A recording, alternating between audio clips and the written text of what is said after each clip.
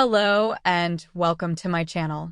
Today I'm going to show you how you can withdraw money from Quotex to your bank account. First, go to Google and in the search bar search for Quotex.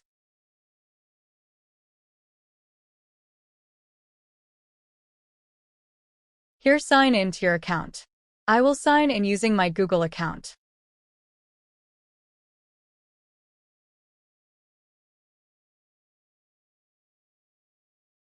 As you can see, we are logged in to our Quotex account. Quotex is a trading platform where we can trade our money. Here we can participate in different tournaments and can win different amount of prize pools. If we go to market section, here we can see we can avail different discount options.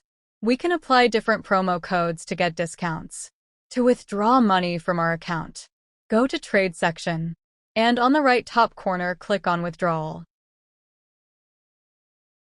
Here you can see we have different options for withdrawal. We can withdraw our money using our bank accounts or using cryptocurrency. Now to withdraw, choose your bank account. I will choose EasyPaisa. Here you have to enter all your bank details.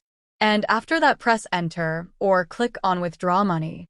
Your money will be processed and transferred to your account in 48 hours.